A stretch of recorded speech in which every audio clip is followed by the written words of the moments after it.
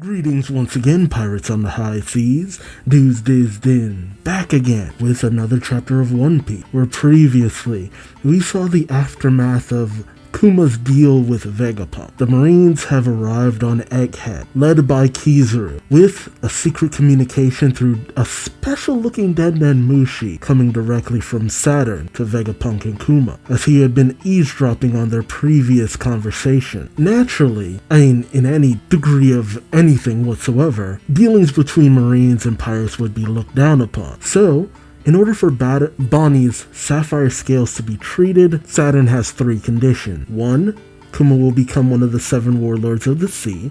That way, at least he'll be under their control in the public eye. 2. He will be turned into a cyborg weapon, so they're gonna outfit their newest servant. And 3. His free will be removed. That way they can make sure they have this unstoppable force, no matter what. Apparently, a warlord we had never heard of was defeated by Ace, showing that Luffy and Ace are similar in a lot of ways, since I think this is all in the same year, or maybe the second year, that Ace has been out at sea. No, it should be the first year he's been out at sea. We also see that Diaz Drake was also at Egghead, which shows why he had so much information about the pacifistas back on Sabaody, although long ago. And while Vegapunk naturally protests to such a thing, showing that he was truthful that while he did do the operation when he admitted to Bonney, he didn't really want to. But Kuma went along with it, under the condition that Bonney would not be kept in a cell, but would be allowed to live in the church in Sorbet, though he would not be allowed to see Bonney again after she was fully treated. So, since it was Kuma's request, Vegapunk relented. It would take a year and a half to fully treat Bonney, and 2 years to finish Kuma's augmentation, bringing us into the present day. So Bonney was out at sea about 6 months before Luffy, before we hit his birthday, and he set out to sea. We also got to see the bond that grew in the year and a half between Bonney, Vegapunk, Kizaru, Sentomaru, and Kuma. And after Bonney was treated, she was allowed to go back to the church, but she would be under the watchful eye of Cypher Paul 8, led by a woman named Alpha, who seemed to be a dead ringer for Caulifla, maybe a sister. And since we know the Cypher Poles are pretty good when it comes to adapting to the role, Alpha is qualified probably to help Bonney, but she does make it known that if Kuma steps out of line, Bonney will pay for it. And so Kuma set out to sea, becoming a warlord. We got to see the other warlords' reaction at the time, even the revolutionaries, as well as Kobe and Alvida. We also got to see him arriving at Fuchsia Village, Windmill Village in the East Blue, right before receiving orders for a new mission. Why has he gone to the home of Luffy? What is he up to? And what does this mean for the present day? Join me as I find out, won't you? Alright, an awesome colored cover spread of Vegapunk, the satellites, and even the Vega Force 1 night, just in time for the anime, I assume. There have been color issues before, and it feels like Oda especially does this just to make sure that the anime gets the colors right. Although he did adapt to when they miscolored Kuma's jacket, because it was originally orange, but it was colored black in the anime. One of the few times the change stuck. Not really the colors, I assume. I actually thought Atlas was red and not pink. Oh, interesting. And I wasn't expecting Edison to be green. I thought he'd be blue for some reason. And then there's Devious York in the background, and a pink bodysuit for Lilith. For some reason we all thought Lilith would have the blonde hair, but man, that Nami look really bleeding in. Alright, One Piece chapter 1101, to Bonny. Kuma's keeping up with those letters he's been writing. We pick up 3 years ago. Mount Corvo, Goa Kingdom in the East Blue. We see Luffy practicing his gum axe.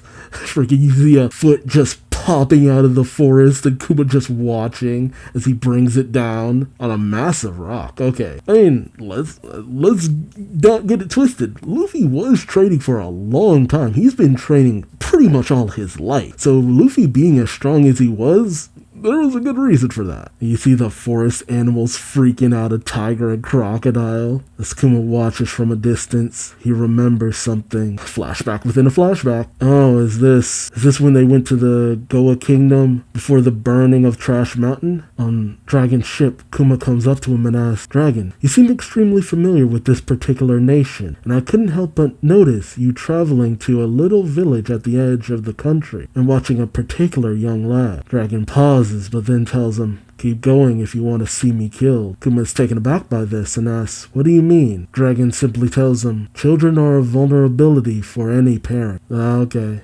Yeah, because if nobody thinks that Dragon actually cares for his son, like a lot of One Piece fans sometimes think, then you'd know not to take him hostage or anything like that. And that's kind of the idea, I feel. Kuma realizes what he's getting at and says, pardon me, I'll forget everything I saw. And obviously he didn't as he's watching. And it's so interesting to finally see what lies beyond Kuma's glasses. Like, it used to be before when you just simply see the whited glasses. You'd always wonder, is he even human? He never changes his expression. It's always this grim look, this, that, and the other. But man, just seeing how human Kuma used to be, even just a few months before the start of the series, a few months before we even encountered him. I wonder why Kuma decided to watch. But Luffy, after practicing this attack, is overjoyed, saying, that's gotta be a special attack. I'll use it when I'm up against really tough enemy. Once I'm a pirate, I'll be finding new crewmates, see? And there will be times when they get beat up or captured. When that happens, I won't hold back. I'll give them a gum axe, no matter who it is, see? And he shows off to the tiger and the crocodile, who he's obviously beat up, who are scared. But Luffy says, what? Don't worry, I don't eat weaklings. Oh, so has he always been able to kind of communicate with animals? It's Monkey D. Luffy, age 16. Suddenly he gets a call. Kuma gets a call on his Denden Mushi, and before Luffy can spot him, he uses his paw ability to pop out of there. Luffy turns, saying, huh? Who's there? That was weird. Felt something that made me shiver. Is there still a big boss lurking somewhere on this mountain? I'm gonna find it and hunt it before I set sail. Like, is there still someone tough here? Gotta use it to get my XP up. Kuma receives a communication on his ship saying, pirates have pillaged a merchant ship and are now on the run. Sink the pirate ship at once. Meanwhile, Kuma is helping a nearby ship. As they say, the pirates came out of nowhere. Kuma says, I'll take the injured to a hospital right now. They say, huh? Oh, so he would go around helping people. That's cool. And the person trying to communicate with him says, Bartholomew Kuma, what are you doing? And he's just ignoring it, telling the people on the ship that was raided, I'll go ahead and you catch up. People say, oh, thank you. I thought it would be too late for us. Person still saying, Kuma, come in, Kuma. And then Kuma just catches up to the ship and tells them, give yourselves up. And the pirates say, we're sorry, we'll return everything. Give back the treasure men. Do you want to die? Nice. So even though he was a servant, he still did things the right way. Well, his own way, I should say. And then we get a letter that he's writing to Bonney saying, to Bonney, the world is full of more beautiful and wondrous sight than any book or picture could describe. I wish I could see you react to them, Bonney. I'm realizing Bonnie's getting to see, kind of experiencing things alongside Kuma firsthand with the memory bubble. We then cut to Sorbet. I think Bonney is asking, is it here yet? Goyo says, oh no. Bonnie says, is it here yet? Is it here yet? Is it here yet? Is it here yet?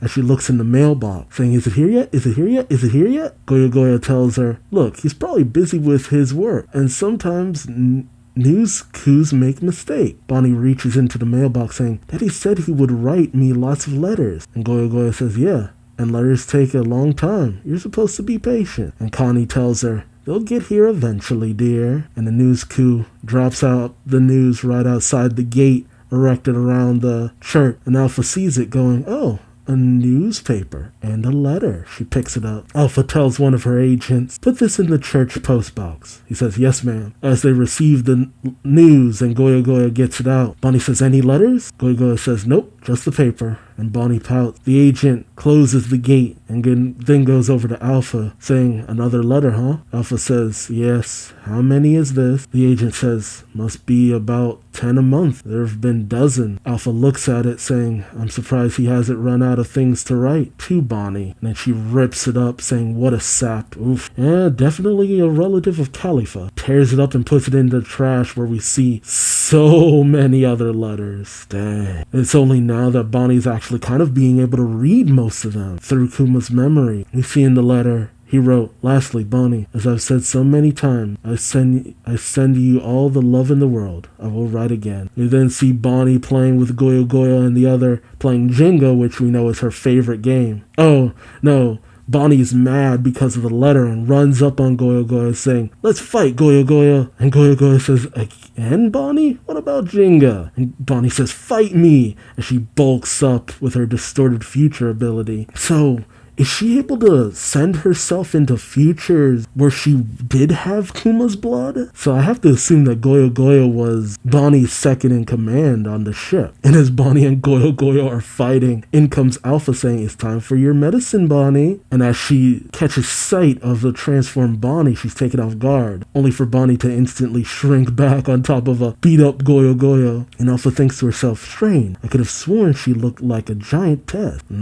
So they are keeping it a secret, because I don't think she changed too much back when they were on Egghead, or the island that would be Egghead. And we see Alpha giving Bonny some medicine, and she goes, "I hate medicine, it's yucky." And Alpha says, "It's how you know it's working." And Alpha thinks to herself, if only she knew it was just bitter syrup. Yeah, I mean, the treatment should be done, but lying is the best way to get around any suspicion. Goyo Goyo whispers to Connie, "Old Connie, why is it bad if they found out about Bonny's power?" Connie says, "It's just in case. A wise hawk hides its talents." Ooh, okay. See, I thought Connie was senile when we first met her, but no, she's a crafty old girl. She's still got her wits about her. We then cut over to the Navy Science Division Laboratory 8, looking more and more like Egghead. And someone says, "That's amazing, Doctor. It's already done?" Vegapunk says, "After this, I'll just use island clouds to make the lab and brain float." Oh, is he talking about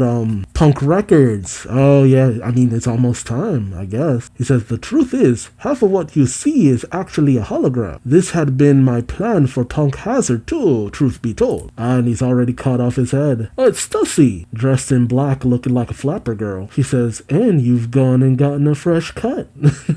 Vegapunk says, "Pepe, it's so light I could just float away." And we see that they're in the same lab where he's operating on Kuma. As Stussy says, "Are you really going to lose your free will, Kuma?" Oh, okay, so Stussy even had a relationship with Kuma too. He says, "I wonder which is worse off, a clone with her own will, or a real human with none." Wow. And she even related to Kuma to some degree. Dang. Vegapunk says, "Stop that, Stussy. You are a human being." And as Stussy sits next to Kuma, it's so weird to see them have this kind of relationship. Kuma, lying on the operating table, says, "What does it mean to lose my free will, Vegapunk?" Vegapunk, operating with some beakers, says, "However you might be following your orders from above at the moment, would you continue to do their bidding if they told you to kill a child?" Kuma pauses. Vegapunk continues saying, "Losing your free will in this research project means losing all of the memories and human emotions you've gained to this point in your life." Memories, yep. "But I'll make certain that you can maintain a bare minimum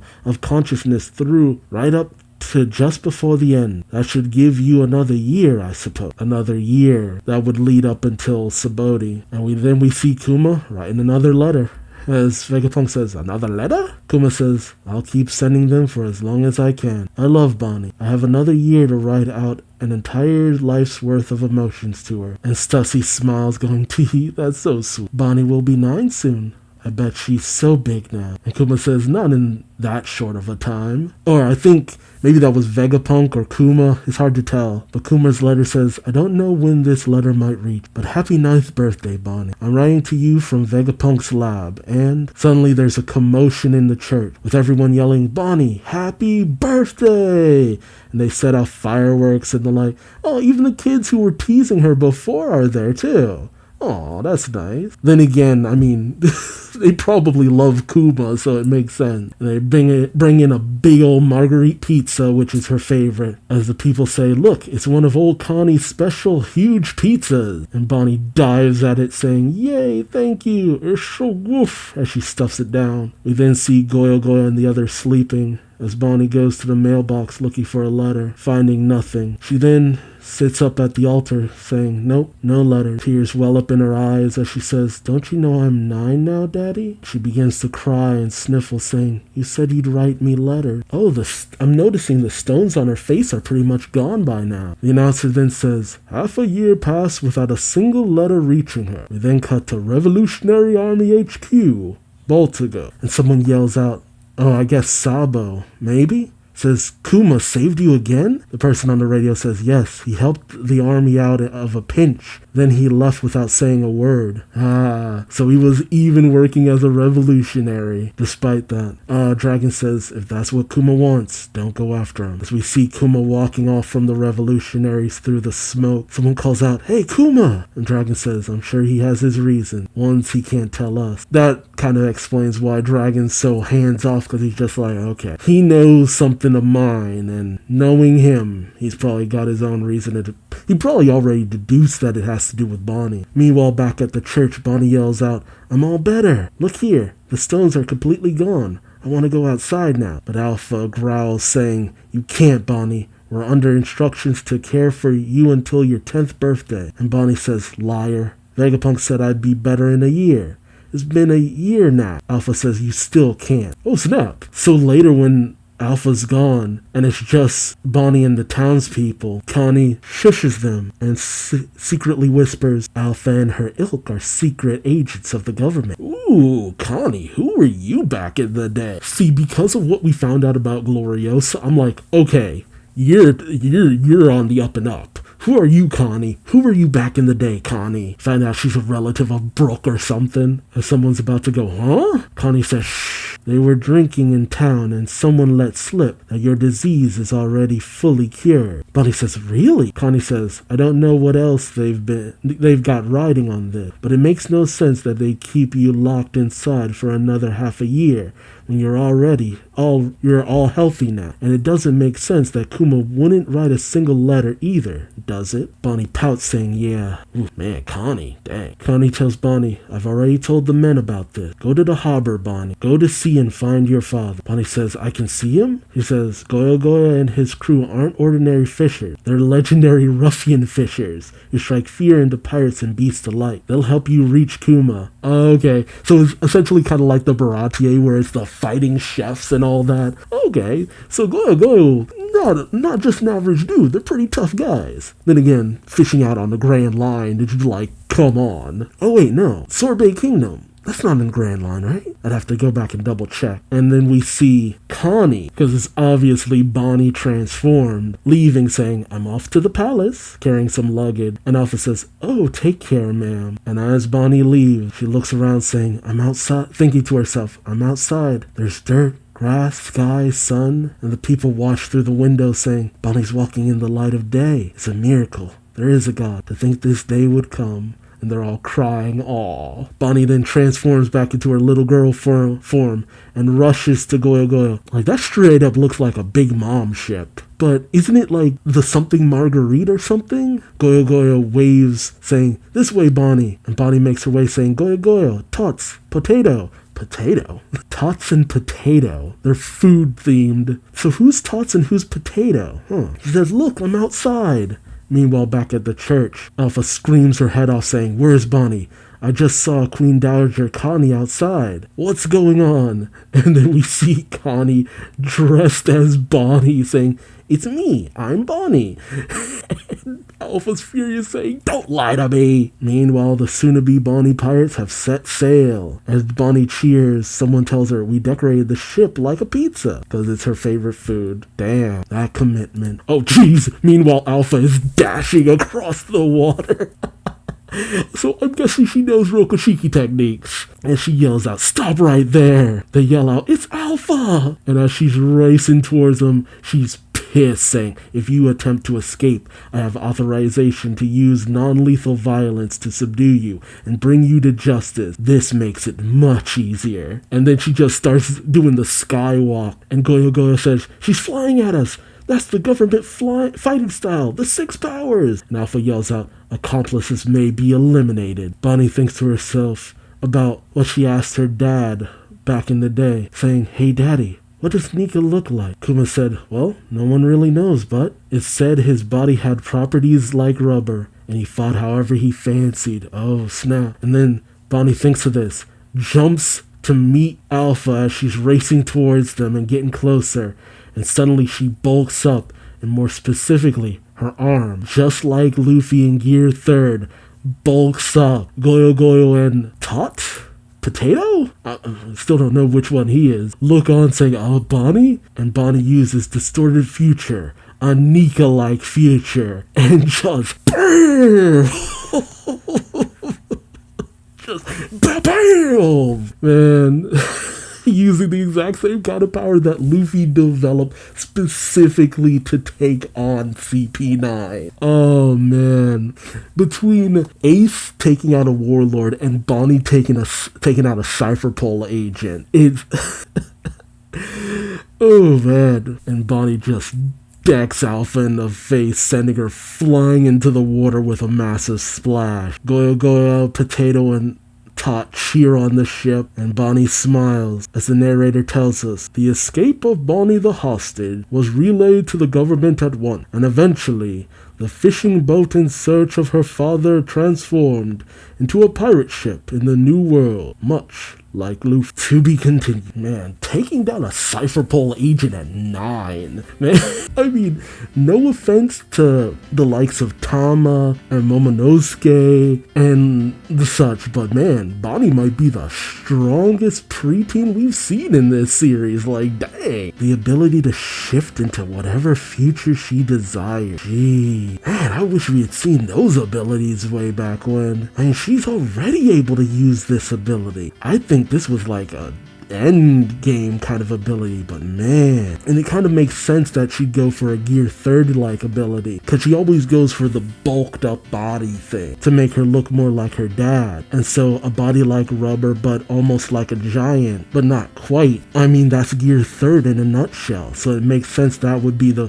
power she'd think of on the fly at most. Dang. And Alpha fully deserved that for ripping up all of Kuma's letters. Like, retribution with a right hook, man. And yeah, I mean, honestly, thinking about it, with Bonnie's powers and abilities, something like this, it makes sense she got as far as she did now. I kept wondering, I'm like, could just being able to change people's ages really make you that capable? But with powers like this, the distorted future alone, the near-death experience attacks, stuff like that, it's just like, oh no, Bonnie's more than capable.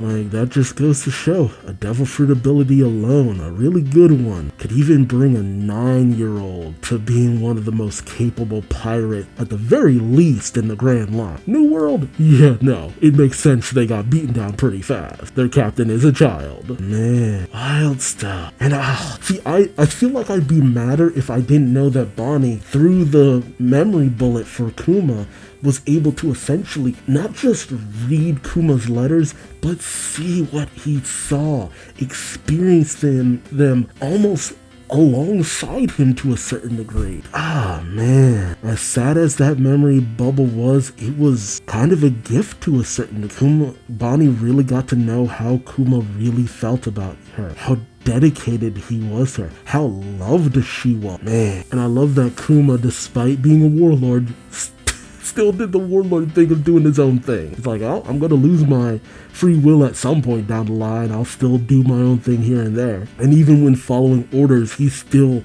did it in his own way. That's kind of funny in the long run. But let me know your thoughts in the comment section below. Like, comment, subscribe if you enjoyed the ride. And until next time, I've been Duuz-Diz-Din. Thanks so much for watching, and hope to see you in the next one. Till then, bye-bye.